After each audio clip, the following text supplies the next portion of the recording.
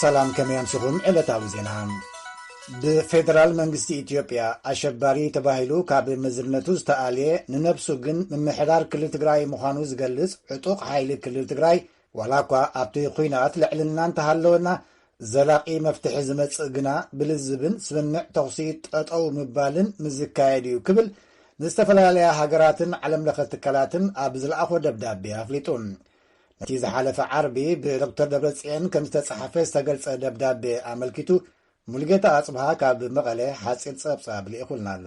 አቦ መንበር ህወሓትን ፕሬዚደንት መንግስት ክልል ትግራይ ተባሂሎም ዝጽውዑ በመንግስት ፌደራል ድማ መራሒ ግብረ ራዕዳው ጉጅለ ተባሂሎም ዝኽሰሱ ዶክተር ደብረጽዮን ገብረ ሚካኤል ናብ 55 ሃገራትን ዓለም ለኸ ትካላትን ደብዳቤ ልኢኾም ኣሎም። እቲ ደብዳቤ ኣብ ትግራይ ዝተጀመረ ኩናት ኣብ ልዕሊ ህዝብን ንብረትን ዘብጽሖ ጉድኣት ዘርዚሩ ኣሎ።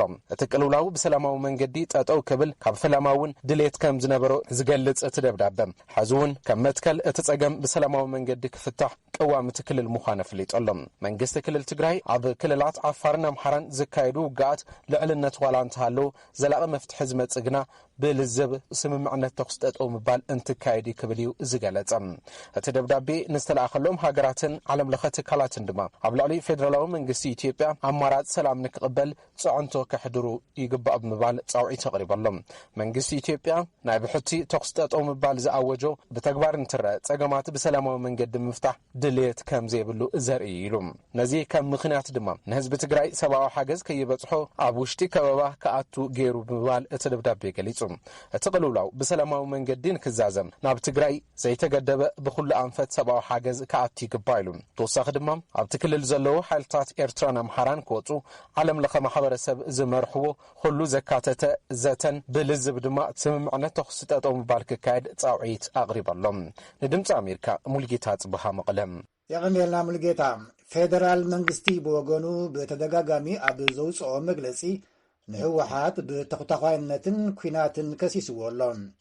ናይዚ መርኣያ ዝጥቀስ ድማ ድሕሪ ኣብ ዝሓለፈ ሰነ ዝተኣወጀ በይናዊ ተኽሲ ጠጠው ምባል ህወሓት ዝገበሮም ምንቅስቓስ ምዃኑ ይገልጽ። ህወሓት እቲ ተኽሲ ጠጠው ምባል ንሰላምን ንናይቲ ክልል ሓረስቶት ናይ ሕርሻ ግዜ ክውዕል ካብ ምግባር እቲ ኩናት ናብ ክልላት ዓፋርን ኣምሓራን ምስፍሑ ፌደራል መንግስቲ ይገልጽ። ክልላዊ መንግስታት ኣምሓራን ዓፋርን መንግስቲ ድሕሪ ዝኣወጆ በይናዊ ተኽሲ ጠጠው ናይ ምባል ውሳነ ብተደጋጋሚ ኣብ ዘውፅዎ መግለጽታት ህወሓት ወራር ከም ዝፈጸመ ኣብቲ ኩናት ዝኾነ ይኹን ተሳትፎ ኣብ ልዕሊ ዘይብሎም ንጹሓን ሰባት ዝለዓለ መጥቃዕቲ ምውራዱን ብዝርዝር ከረድኡ ጸኒሖም እዮም። ብተወሳኺ ኣሸባሪ ኢሎም ዝጸውዕዎ ህወሓት ዘረፋን ዕንወት ንብረትን ከም ዝተፈጸመ ከሲሶም። ኣብ ወርሒ ሰነ ዝተኣወጀ በይናዊ ተኽሲ ጠጠው ናይ ምባል ስጉምቲ ናይ መወዳእታ ዕድል ከም ዝነበረ ዝገለጹ ሰበስልጣን መንግስቲ ኢትዮጵያ ኣብ ቀጻሊ ኣብ ልዕሊ ህወሓት ዘየዳግም ኢሎም ዝገለጽዎ ስጉምቲ ሙሳድ ምዃኑ ኣብ ምግላጽ ይርከቡሎ። ንዝተፈላለያ ሃገራት ትካላትን ዝተጻሕፈ ደብዳቤ ብዝምልከት ግን ክሳብ ሕጂ ካብ መንግስቲ ኢትዮጵያ ዝተዋህበ ቀጥታዊ ምላሽ የለን። ድሕሪ ውሳኔ በይናዊ ምቁራጽ ተኽሲ መንግስቲ ኢትዮጵያ ናብ ክልል ትግራይ ብልዕሊ 500 ናይ ጽዕነት ተሽከርከርቲ መግብን ካልእ ረድኤትን ምልኣኹ ሚኒስትሪ ሰላም ኣፍሊጡ። እቲ ምንቅስቓስ ረድኤት ንኸይቀላጠፍ ዕንቅፋት ዝፈጠረ ህወሓት እዩ ድማ ይብል እቲ ሚኒስትሪ። ኣብ ከበባ ከም ዘሎ ዝዛረብ ህወሓት ብወገኑ ህዝቢ ትግራይ እኽሊ ረድኤት ንኸይረክብ መንግስቲ ዕንቅፋት ይፈጥር ኣሎ ይብል። ብኻልእ ወገን ሓደ ዘይመንግስታውያን ትካላት ነቲ መንግስቲ ብኣሸባርነት ዝመደቦ ሓይሊ ኣጽዋራት ከቐብሉ ከለዉ ከም ዝተታሕዙ እቲ ሚኒስትሪ ሎሚ ኣብ ዘውፅኦ መግለጺ ሓቢረሎም። ከም ጸብጻብ መለስካቸው ኣምሃ ኣብ ዝተፈላለዩ ግንባራት ኣብ ዝተኻየዱ ውግኣት ብኣሽሓት ዝቝጸሩ ተዋጋእቲ ህወሓት ተቐቲሎም ክብል ሚኒስትሪ ምክልኻል ኢትዮጵያ ኣፍሊጡ። ሓላፊ ወታደራዊ ወፍሪ ሌተና ጀነራል ባጫ ደበሌ ንጋዜጠኛታት ኣብ ዝሃቦ መግለጺ መንግስቲ ወታደራዊ ዓወታት ኣመዝጊቡሎ ኢሉ። ህወሓት ንምቁራጽ ተኽሲ ብዘይምቕባል ካብ ክልል ትግራይ ሰራዊት ኣኪቡ ንክልላት ኣምሓራን ዓፋርን ወሪሪ እዩ ዝበለ ጀነራል ባጫ ወታደራዊ ስልጠና ዘይወሰዱን ቆልዑትን ናብቲ ውግእ ኣእቲዎም እዩ ኢሉ። ንክልል ትግራይ ዘመሓድር ዘሎ ሓይሊ እውን ብወገኑ ነቲ ኩናት ብዓወት ይቕጽሎ ከም ዘሎ ክገልጽ ጸኒሑ። ባይቶ ጸጥታ ሕቡራት ሃገራት ኩሎም ወገናት ብህጹጽ ናብ ዘተ ሰላም ክኣቱ ዝሓለፈ ቀረባ ሰሙናት ምጽውዑ ይዝከር።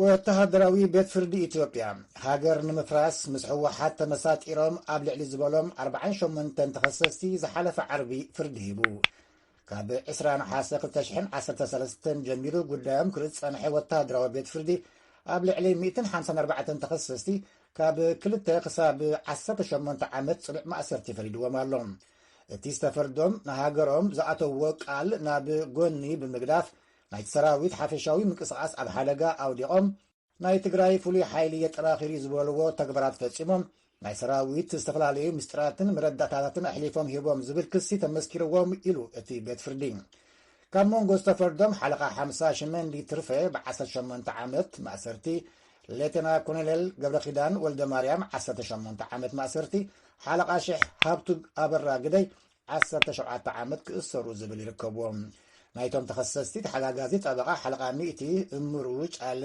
ይግባኝ ዘሕትቱ ናይ ፍርዲ ውሳነታት እንተደኣሃልዮም ኣብ መስርሕ ክንሓትት ኢና ኢሉሎም ይብል ዮናታን ዘብዴዎስ ዝለኣኸ ጸብጻብ ሰበስልጣን ሱዳን ኣብ መዓርፎ ነፈርቲ ካርቱም ካብ ኢትዮጵያ ዝመፀ ኣፅዋር ከም ዝሓዙ ኣፍሊጦም ከም ጸብጻብ ሚድያ መንግስቲ እቲ ኣፅዋራት ብነፈርቲ ጋያሾ መንገዲ ኣየር ኢትዮጵያ ከም ዝኣተወ ዝገለጸ ኣገልግሎት ዜና ሱና ብኡ ንብኡ መርመራ ከም ዝተጀመረ ኣፍሊጡ ንሰበስልጣን ዝጠቐሰ ሱና ከም ዝሓበሮ እንተኮይኑ እቲ ኣፅዋር ካብ ሩስያ ኣብ 2019 ዝተላእከን ን2 ዓመት ኣብ ኣዲስ ኣበባ ብሰበስልጣን ተታሒዙ ዝጸንሐን እዩ እቲ 72 ሳጹናት ኣፅዋራትን ቢኒኮላትን ወይ መነጽራትን ዝሓዘ ምንባሩ እውን ሱና ይጠቅስ ሎሚ ብዛዕባ እቲ ዝተባህለ ኣፅዋራት መልሲ ዝሃበ መንገዲ ኣየር ኢትዮጵያ ብወገኑ እቲ ጽዕነት ሕጋውን እቲ ንብረት ድማ ናይ እንስሳ መህደኒ ጠበናጅን ምዃኑ ሓቢሩሎም ሰበስልጣን ኢትዮጵያ ነቲ ብረት ክሳብ ግቡእ መርመራ ዝግበረሉ ኣብ ኣዲስ ኣበባ ንነዊሕ እዋን ሒዞሞ ከም ዝጸንሑ ዝገለጸ መንገዲ ኣየር ኢትዮጵያ ድሕሪ ምርመራን ካብ ሚኒስትሪ ወጻኢ ሱዳን ናይ መረጋገፂ ደብዳቤ ድሕሪ ምርካብን ግን እቲ ናይ ሃድን ብረት ከም ዝልቀቕ ተገይሩ ይብል ክልቲአን ሃገራት ኣብ ዶባተን ብዘለዎን ናይ ግብኣን ሕቶ ክሰሓሓባ ጸኒሐን ኣለዋ እዚ ድምፂ ኣሜሪካ እዩ ካብ ዋሽንግተን ቀዳማይ ሚኒስተር ሶማልያ ንሓላፊ ጸጥታ ሃገር ኣደስኪልዎም እንተኾነ ካብ ፕሬዝደንት ተቃውሞ ገጢብዎም ቀዳማይ ሚኒስተር መሐመድ ሑሴን ሮብለ ንሓላፊ ጸጥታ ፈሓድ ያሲን ብዛዕባ ቅትለት ኣባላት ጸጥታ ጸብጻብ ኣያቕረብካን ብዝብል ካብ ሓላፍነቱ ክወርድ እንተኣዘዘ እኳ ከይደውንጎ ድማ ፕሬዝደንት መሐመድ ዓብዱላሂ ፈርማጆ እቲ ስጉምቲ ቀዳማይ ሚኒስተር ሕገ መንግስታዊ ኣይኮነን ዝብል መግለጺ ኣውፅኡ ያሲን ሓላፊ ጸጥታ ኮይኑ ክቅጽል ከም ዘሎ እውን ኣፍሊጡሎም ኣባላት ሰራዊት ጊኒ ዕልዋ ፈጺምና ንፕሬዝደንት ኣልፋ ኮንዴ ኣብ ቀይዲ ኣእቲና ይብሉለው ንናይ መሬትን ኣየርን ዶባት ብምዕጻው ድማ ሕላፍ ሰዓት ከም ዝኣወጁ ብቴሌቭዥን ወፂኦም ተዛሪቦም ነይሮም ድሓር ግን ዶባት ከም ዝኸፈቱ እውን ይግለጽ ኣሎ ድሕሪ ሰዓታት ድማ ፕሬዝደንት ኮንዴ ብፍሉያት ሓይልታት ተኸቢቡ ኣብ ሓደ ክፍሊ ኮፍ ኢሉ ይረኣይ ነይሩ እቶም ኣባላት ዕልዋ ኣብ መግለጺኦም እቲ ወዲ 83 ዓመት ኣልፋ ኮንዴ ጉድኣት ኣይውረዶን ምስ ዶክተራቱ እውን ክራኸብ ይኽእል ኢሎም ነይሮም ኣልፋ ኮንዴ ንሕገ መንግስቲ ጊኒ ብምምሕያሽ ን30 ግዜ ምርጫ ስዒሩ እዩ ኣብ ቴሌቭዥን ወፂኡ ዝተዛረበ ኮሎኔል ድሕሪ ደጊም ፖለቲካ ሃገር ብሓደ ሰብ ጥራይ ዝውስነሉ እዋን ኣብ ቅዒኡ ክብል ተዛሪቡ ነይሩ ቤት ማእሰርቲ ዝወረደ ፕሬዝደንት ደቡብ ኣፍሪቃ ዝነበረ ጃኮብ ዙማ ብምኽንያት ጥዕና ከም ዝተፈትሐ ተገሊጹ ዙማ ዝተኣስረ ኣብ ስልጣን ከሎ ገበናት ብልሽውና ፈጺምካ ተባሂሉ ኣብ ዝተኸሰሰሉ እዋን ንቤት ፍርዲ ንዕቀት ኣርኢኻ ተባሂሉ እዩ ን15 ኣዋርሕ ማእሰርቲ ተፈሪዱ ነይሩ ግን 2 ኣዋርሕ ጥራሕ ተኣሲሩ ክወፅእ ተገይሩሎም ወዲ መዓመር ቃዛፊ ዝኾነ ኣልሰዓዲ ቃዛፊ ካብ ቤት ማእሰርቲ ከም ዝተፈትሐ ምንጭታት ሚኒስትሪ ፍትሕታ ሃገር ኣፍሊጦም ንሱ ድሕሪ ምፍትሑ ብቕጽበት ብነፋሪት ናብ ቱርኪ ከም ዝኸደ እውን ይግለጽ ኣሎ መዓመር ቃዛፊ ኣብ 2011 እዩ ተቐቲሉ ታንዛንያ ካልኣይ ጋዜጣ ዓጽያ ትማሊ ሰንበት ናይ ሓሶት ወሬ ዘርጊሕኪ ብዝብል ሽሕኳ ፕሬዝደንት ሳሚያ ሱሉሁ ናጽነት ሚድያ ከኽብር ክትብል ቃልኣት እያ እንተነበረት ኣብ ሰሶሙን እትሕተም ረኣያ ምወማ ትበሃል ፍልጢ ጋዜጣ ታንዛንያ ናይ ሓሶት ሓበሬታን ኮኔልካ ዝግበር ምልዕዓልን ብምሕታማ ን30 መዓልታት ተዓጽያ ኣላ ኢሉ ወሃቢ ቃል መንግስቲ ታንዛንያ ኣብ ውሽጢ ወርሒ ዘይመልእ ንኻልኣይ ግዜ እዩ ጋዜጣ ዝዕጾ ዘሎ ኣብቲ ሃገር ቀጠር ኣብ ወሽመጥ ቃዛን ዝርከቡ ሰራሕተኛታት መንግስቲ ትገብሮ ሓገዝ ገንዘብ ሓድሽ ኣገባብ ተጠቂማ ከም እትቅጽሎ ኣፍሊጣ በቲ ብምዕራባውያን ዝድገፍ መምሕዳር ፍልስጤማውያን ጌራ ዶሓ ካብ 2014 ኣትሒዛ ትሕቲ ቅርጺ ህንጻታት ቃዛ ክትሃንጽ ፕሮጀክትታት ሒዛ ጸኒሓ እያ እንተኾነ ዝሓለፈ ግንቦት ኣብ መንጎ ሓማስን እስራኤልን ግጭት ምስ ተወልዐ ዩናይትድ ስቴትስን እስራኤልን ነቲ ምኽፋል ገንዘብ ደው ክተብሎ ክነጸንዓ ጸኒሐን እየን። ኣብ መወዳእታ ሚኒስትር ወፃኢ ዩናይትድ ስቴትስ ብዛዕባ ኩነታት ኣፍጋኒስታን ንምዝርራብ ናብ ቀጠርን ጀርመንን ይገይሽ ኣሎ። ዜጋታትና ብሰላም ካብ ኣፍጋኒስታን ክነውፅእ ንዝሓገዛና ቀጠርን ጀርመንን ብኣካል ከመስግነን እየ ዝገይሽ ዘለኹ ኢሉ አንቶኒ ብሊንከን ትማሊ ኣብ ዝለኣኾ ትዊት ቀጠር ኣገዳሲት መሰጋገሪያ ነይራ ዩናይትድ ስቴትስ ብነፈርቲ ካብ ካቡል ዜጋታትን ኣፍጋናውያንን ክተውፅእ ከላ ሚኒስትር ምክልኻል ዩናይትድ ስቴትስ ሊዮድ ኣውስቲን እውን ናብ ማእከላይ ምብራቅ ይገይሽ ኣሎ። ንተመሳሳሊ ዕላማ ናብ ቀጠር፣ ባሕረይን፣ ኩዌት፣ ስዑዲ ዓረብ ከም ዝበፅሕ እውን ተገሊጹሎም ዜና በዝፍጸም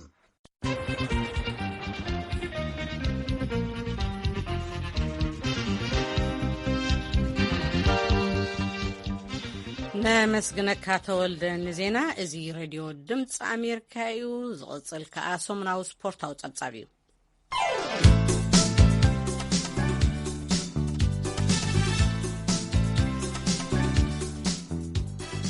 ስፖርታዊ ጸብጻብ ናብ ኤርትራ እዩ ዝወስደና። UCI ብዝብል ዝፍለጥ ሃገራዊ ውድድር ሻምፒዮን ማውንቴን ባይክ 2021 ኣብ ከተማ ደቀ ምሓረ ተኻይድሎም ኣብቲ ኣብ ክልተ መድረኽ ዝተኻየደ 130 ተቐዳደምቲ ዝተሳተፍዎን ውድድር ብሉፅ ውፅኢት ዘመዝገቡ ጋንታታትን ተቐዳደምትን ናይ ገንዘብን ሜዳልያን ዋንጫን ሽልማት ተዋሂብዎም ኣሎ። ብርሃነ በርሀ ሓፂር ጸብጻብ ኣለዎ። ብምክንያት ለበዳ ኮቪድ-19 ንክልተ ዓመታት ተቋሪጹ ዝጸንሐ ብዩሲአይ ኣፍልጦ ዘለዎ ውድድር ሻምፒዮን ማውንቴን ባይክ ኤርትራ ኣብ ዞባ ደቡብ ከተማ ደቀ ምሓረ ተኻይዱ። እቲ ብ3-4 መስከረም ኣብ ክልተ መድረኻት ዝተሰርዐ ውድድር ደቂ ኣንስትዮ ደቀ ምሓረ ጋዴን በፂሒካ ምምላስ ናይ 32 ኪሎ ሜትር፣ ደቀ ምሓረ ማዕረባ በፂሒካ ምምላስ ናይ 30 ኪሎ ሜትር ብድምር ናይ 62 ኪሎ ሜትር ዝሽፍን ክኸውን ከሎ ውድድር ደቂ ተባዕትዮኻ ደቀ ምሓረ ጋዴን ማይሰራው ናይ 69 ኪሎ ሜትር፣ ደቀ ምሓረ ማይሰራው በፂሒካ ምምላስ ናይ 78 ኪሎ ሜትር ብድምር 147 ኪሎ ሜትር ዝሽፍን ውድድር እዩ ነይሩ። ብመሰረት ኣብ ክልቲኡ መድረኻት ዝተመዝገበ ውህሉል ውፅኢት ጋንታ ዓራግ ጎብለል ደቂ ኣንስትዮ፣ ጋንታ ጽንዓት ከዓ ጎብለል ደቂ ተባዕትዮ ብምዃን ዓበ ዋንጫ ተሸሊመን። ብክልቲኡ ጾታ ካብ ቀዳማይ ክሳብ ሻድሻይ ኮይኖም ዝተዓወቱ ተቐዳደምቲ ሽልማት ክወሃቡ ከለዎ ብፍሉይ ከዓ ወሃይዝ ምስክና ካብ ዞባ ሰሜናዊ ቀይሕ ባሕሪ፣ ኖቤል እስጢፋኖስ ካብ ዞባ ኣንሰባ ብዘረኣይዎ ብሉፅ ጾታ ፍሉይ ሽልማት ተሸሊሞም። ኣብዚ ናይ 2021 ሃገራዊ ውድድር ሻምፒዮን ማውንቴን ባይክ ኤርትራ ካብ ኩለን ዞባታት ዝመፁ 100 ደቂ ተባዕትዮን 32 ደቂ ኣንስትዮን ተቐዳደምቲ ተሳቲፎም ይብል ህዝባዊ ርክባት ፌዴሬሽን ቅድድም ብሽክሌታ ኤርትራ ንቪኦኤ ዝለኣኾ ሓበሬታ። ብርሃነ በርሀ ንድምፂ ኣሜሪካ ካብ ኣስመራ።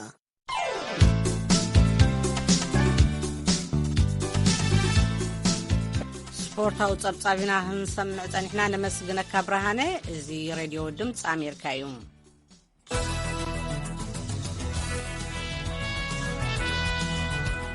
ናይ ፕሮግራም መላለይ ኣብዚ ዝመጽእ ቀዳመ ሰንበት መበል 20 ዓመት 11 መስከረም ወይ ከዓ ሰፕተምበር 11 ዝዝክር መደብ ከነዳልዩ ኢና።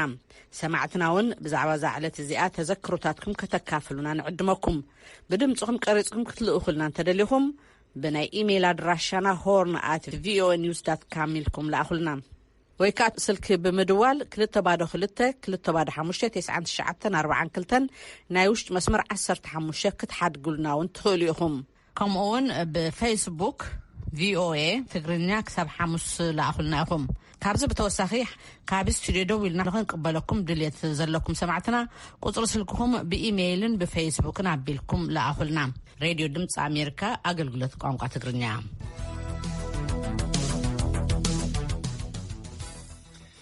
ዝቕፅል ጸብጻብና ከዓ ቅድሚ 4 ዓመት መራሕቲ ኤውሮጳ ፕረዚደንት ዶናልድ ትራምፕ ንዝወጠንዎ መንደቕ ሜክሲኮ ሓጭጮምን ነቒፎምን ነይሮም።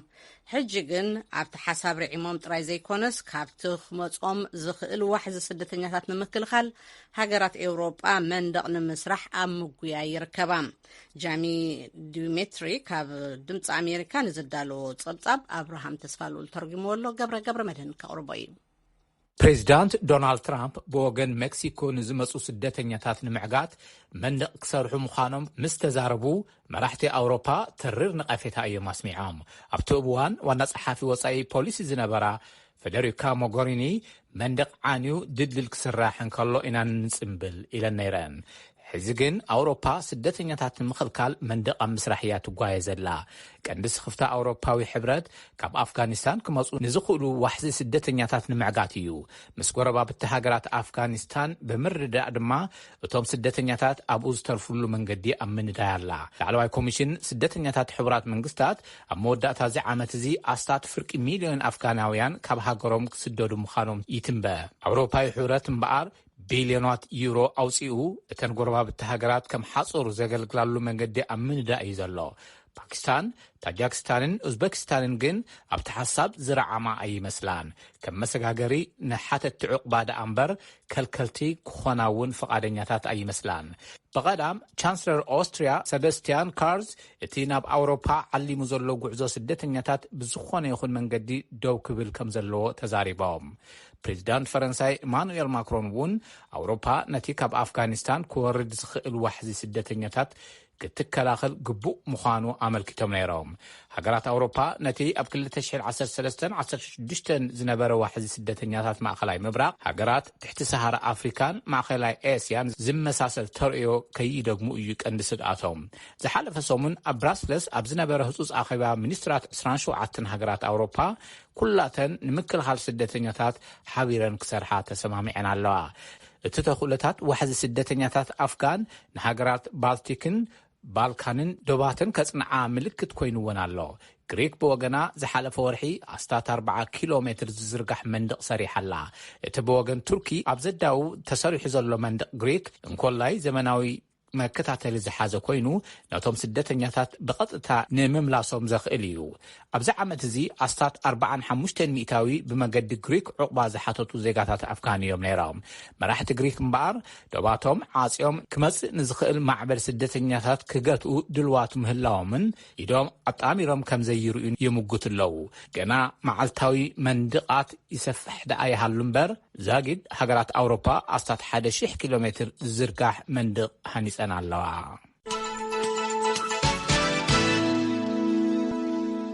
ነመስግነካ ገብረ። እዚ ሬድዮ ድምፂ ኣሜሪካ እዩ። ዝቕፅል ስሩዕ መደብና ከዓ መደብ ሳይንስን ቴክኖሎጂን እዩ።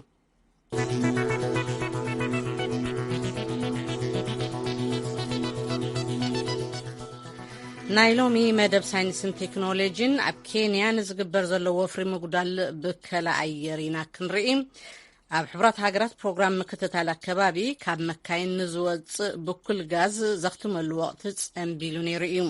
ማእኸል ፕሮግራም ኣከባቢ ሕብራት ሃገራት ኣብ ናይሮቢ ኬንያ ኮይኑ ኣብታ ከተማ ዝተደኮነት ፋብሪካ መፍረይ መካይን ድማ ናሃልክ ነዳዲ ኣጉዲላ ንኤሌክትሪክ ዝሰርሕ መካይን ኣብ ምፍራይ ዘላ። ወኪል ድምፂ ኣሜሪካ ካብ ኬንያ ሌኒ ሪጋቫ ንዘዳለዎ መደብ ኣብርሃም ተስፋልኡል ተርጉምዎ ኣሎ። ነዚ እውን ገብረ መድህን ከቕርቦ እዩ። ኢንጂነር ሉሲ ሙጓላን መሳርሕታ ኢሸር ዋይሩምን ንህዝባዊ መጓዓዝያ እተገልግል ኣውቶቡስ ዝኸውን ኣብ ምግጥጣም እዮም ዝረኣዩ። ካብቱ ዝገብርዎ ዘለው ድማ ብሊትየም እተገልግል ባትሪን ምስኳዕ እዩ። ሉሲን ኢሸርን ኣብቲ ኦፒ ባስ ዝተሰምየ ድሮ 4 ዓመት ኣቁፅሩ ዘሎ ፋብሪካ እዮም ዝዓዩ። እዚ ፋብሪካ ኣብ ህዝባዊ መጓዓዝያ ንዘገልግላ መካይን ካብ ነዳዲ ናብ ኤሌክትሪክ ንምቕያር ዝሰርሕ እዩ። ኢንጂነር ሉሲ ሙጓላ ከም እትጠቕሶ ነተን ኣውቶቡሳት ካብ ብነዳዲ ናብ ኤሌክትሪክ ዝሰርሕ ምቕያርን ሃልኪ ካርቦን ዳይኦክሳይድ ቀኒሱ ኣብ ምጉዳል ዓለማዊ ዋዒ ተራ ክህልዎ ከም ዝኽእልን ትነግር። A lot has been done currently in terms of mitigating መጠን ብኩል ኣየር ንምጉዳል ኣብ ኬንያ ብዙሕ ተሰሪሕ እዩ መካይን ካብ ብነዳዲ ዝሰርሕ ናብ ኤሌክትሪክ ምቕያረን ግን ርኡይ ስራሕ ኣይጸንሐን ነዚ ጉሓፍ እዚ ንምምላእ ከዓ ኢና ኣብ ኦፒ ባስ ንዓይ ዘለና ናብቲ ዝዓበየ ጽላት መጓዓዝያ ብምትኳር ከዓ ቀስ ብቐስ መጠን ካርቦን ነጉድልን ኣብ ቁጠባ ኬንያ ድማ ኣወንታዊ ውጽኢት ክህልዎን ተስፋ ንገብር ጸኒሑ እዚ ንምሉእ ኣፍሪካ ክጸሉ ዝኽእል እዩ እያ ዝበለት ኢንጂነር ሉሲ ዶግላስ ኣግዋታ ኣብ ጽላት ህዝባዊ መጓዓዝያ ን15 ዓመታት ዝሰርሐ እዩ ብገምጋም ኣብ መዓልቲ ኣስታት $80 ንነዳዲ ዘጥፍእ ኣግዋታ ወጻኢታቱ ዘጉድለሉ መንገዲ ክረክብ ወትሩ ምስተመነየ እዩ እንተኾነ ንሱን ካልኦት ዘወርቲ ህዝባዊ መጓዓዝያ ብጾትን ናብ ብኤሌክትሪክ ዝሰርሓ መካይን ክሰግሩ ከም ዝጽገሙ ኣይሓብአን ስኽፍታ ኣግዋታ ብቐንዱ መቐይር ዋጋ መካይን ካብ ነዳዲ ናብ ኤሌክትሪክ ዓብዪ ኣብ ርእሲ ምዃኑ ድሕሪኡ እውን ዋሕዲ ኤሌክትሪክ ዝመልእ ማእኸላት ስለ ዘሎ ነቲ ናይ ለውጢ ተበግሶ ክኸብዶ ከም ዝኽእል ይጠቅስ ጆሽዋ ኣናምፒዩ ኣብቲ መንግስታዊ ኣካል ዝኾነ ንከባቢታት ዝከታተል ትካል ኣካየዲ ስራሕ እዩ ትካሎም ንዘላቒ ውሕስነት ከባቢ ዝኸውን ገንዘብ ኣብ ምእካብ እዩ ዝነጥፍ ካብ ነዳዲ ናብ ኤሌክትሪክ ንምስጋር ዓብዪ መንግስታዊ ወፍሪ ከም ዘድሊ ድማ ኣናምፒዩ ይጠቅስ No matter how costly it looks right now, we know in the long run it will be more effective towards preserving our environment. ንግዚኡ ደኣ ክቡር ይምሰል እምበር ኣብ ዝተናውሐ ግዜ ውሑስ ኣከባቢ ኣብ ምፍጣር ዓብዪ ግደ ክህልዎ እዩ ብዛዕባ ኣከባቢና እኹል ተበግሶ ሕዚ ምስ ዘይንወስድ ድማ ድሕራይ ዝዓበየ ዋጋ ክንኸፍል ኢና ገና ክንሰርሓሎም ዘድልዩ ወገናት ከም ዘለው ዘጠራጥር ኣይኮነን ሱር ነቀላዊ ለውጢ ክንገብር ከድልየና እዩ እዚ ከዓ ዋግኡ ቀሊል ኣይኸውንን ካብ ሕዚ ኣትሒዝካ ወፍሪ ምግባር ግን እቲ ውፅኢቱ ዳሕረዋይ ክንሓፍሶ ኢና እዩ ዝበለ ንኸም በዓል ሉሲ ምጓላን ካልኦት ጽሩይ ኣከባቢ ኣብ ምፍጣር ዝነጥፉ ዘለው እቲ ቀንዲ ብድሆ ኮይንዎም ዘሎ ንዓማዊል ኣብቲ ቀጠልያዊ ወፍሪ ንኽጽምበሩ ምትብባዕ እዩ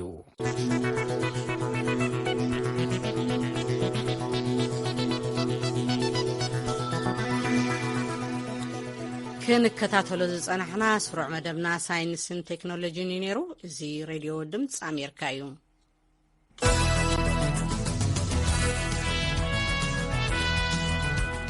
ናይ ፕሮግራም መላለይ ኣብዚ ዝመጽእ ቀዳመ ሰንበት መበል 20 ዓመት 11 መስከረም ወይ ከዓ ሰፕተምበር 11 ዝዝክር መደብ ከነዳልዩ ኢና ሰማዕትና እውን ብዛዕባ ዛዕለት እዚኣ ተዘክሮታትኩም ከተካፍሉና ንዕድመኩም ብድምፅኩም ቀሪፅኩም ክትልእኹልና እንተደሊኹም ብናይ ኢሜይል ኣድራሻና horn@voanews.com ኢልኩም ለኣኹልና ወይ ከዓ ስልኪ ብምድዋል 2259942 ናይ ውሽጢ መስመር 15 ክትሓድጉልና እውን ትኽእሉ ኢኹም ከምኡውን ብፌስቡክ VOA ትግርኛ ክሳብ 5 ለኣኹልና ኢኹም ካብዚ ብተወሳኺ ካብ ስቱድዮ ደው ኢልና ንኽንቅበለኩም ድሌት ዘለኩም ሰማዕትና ቁፅሪ ስልክኩም ብኢሜይልን ብፌስቡክን ኣቢልኩም ለኣኹልና ሬድዮ ድምፂ ኣሜሪካ ኣገልግሎት ቋንቋ ትግርኛ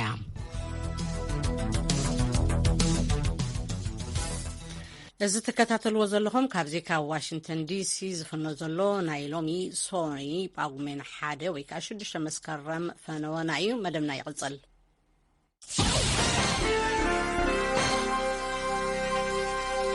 ሰማዕትና ቀፂሉ መርገጽ መንግስቲ ዩናይትድ ስቴትስ ዘንጸባርቕ ርእሲ አንቀጽ ክንበብ እዩ ቀዳመይቲ ሶኒ ወርሒ መስከረም ኣሜሪካ መዓልቲ ሰራሕተኛታት እተኽብረሉን ሰራሕተኛታት ድማ ንህንጸት ኣሜሪካን ካልኦት ማሕበረሰባት ዝገበርዎ ኣስተዋጽኦ ብወግዒ እትጽምብለሉን እዩ መዓልቲ ሰራሕተኛታት ካብ 19 ክፍለ ዘመናት ሒዙ ክጽምበል ጸኒሑ መበገሲኡ ድማ ምስ ምስፋሕ ዘመን ኢንዱስትሪን ንዕኡ ስዒቡ ዝመጸ ኩለንተናዊ ምዕባለታትን እዩ ቅድሚ ኩናት ሕድሕድ ኣሜሪካ ኣብ 1965 ምዝዛሙ ኣሜሪካ ብሕልፊ እኳ ኣብቲ ዓበይቲ ከተማታትን ሰሜናዊ ምብራቕን ቁጠባኣ ካብ ሕርሻ ናብ ኢንዳስትሪ ዝሰጋገረሉ ዝነበረ እዋን እዩ ሓደስቲ ምህዞታት ድማ ነቲ ብኢድ ዝዕየ ዝነበረ ስራሓት ናብ ስራሓት ማሽን ኣስጊሩ ንፍርያት ከም ዝዓቢ ገይርዎም ማዕረማዕሪኡ ድማ ምስ ህንጸት መንገዲ ባቡር ንተኽእሎታት መጓዓዝያን መራኸቢታትን ከም ዝሰፍሕን ዝዓብን ገይሩ ብኡ ምኽንያት ድማ ፍርያት ብቐሊል ናብ ዕዳጋ ዝበጽሓሉ ኣገባባት ክፍጠር ተኻኢሉ እቲ ዝመጽእ ኢንዱስትርያዊ ለውጢ ንኣድላይነት ሰራሕተኛታት ኣዕብዩ ስራሕ ዝደልዩ ኣሜሪካውያን ካብ ወሰናስን ናብ በዓል ኒውዮርክ፣ ቺካጎን ፒትስበርግን ዝኣመሰለ ዓበይቲ ከተማታት ክውሕዙ ጀሚሮም።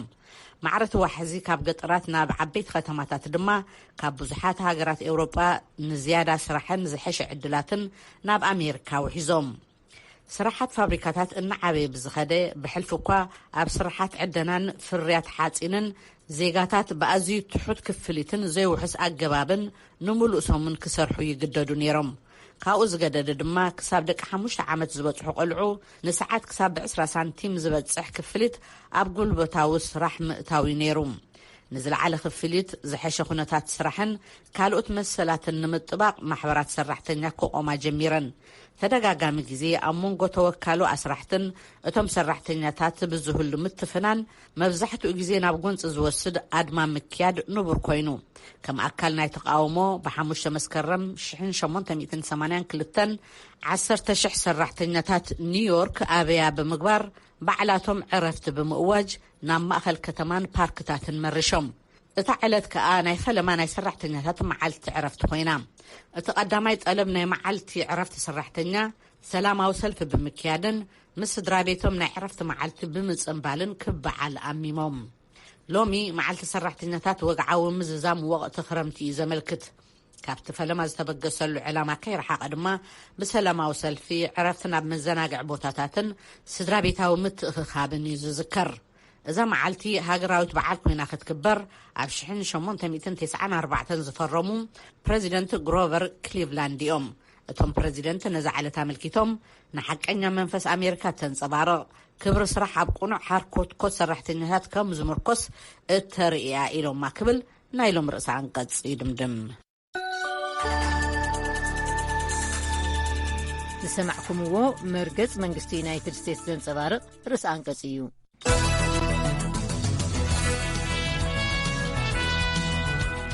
ናይ ፕሮግራም መላለይ ኣብዚ ዝመጽእ ቀዳመ ሰንበት መበል 20 ዓመት 11 መስከረም ወይ ከዓ ሰፕተምበር 11 ዝዝክር መደብ ከነዳልዩ ኢና።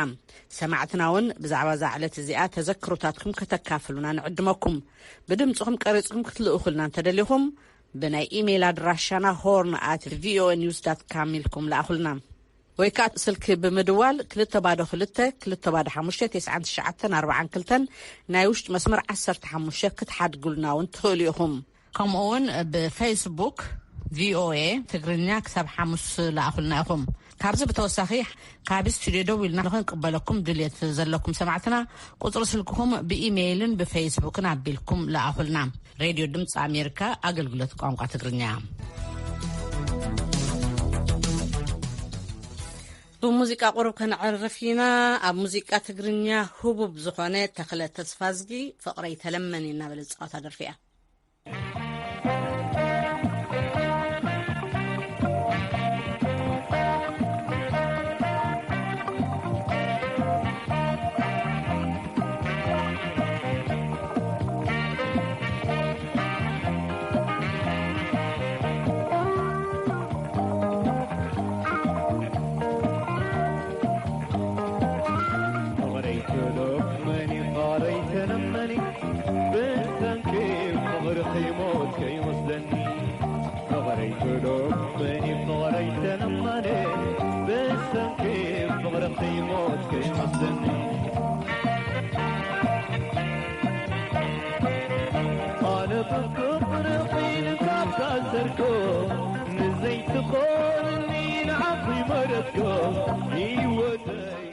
ናይ ሎሚ ሶኒ ምድላዋትና እምበኣር በዚ ፈፂምና ኣለና። ኣብ ናይ ፅባሕ ሶሉስ ምድላዋትና ክሳብ ንረኽበኩም ምኒ ኣፈወርቂ እየ ምስ ኩሎም መሳርሕተይ ሰላም ለይቲ ድሓን ሕደሩ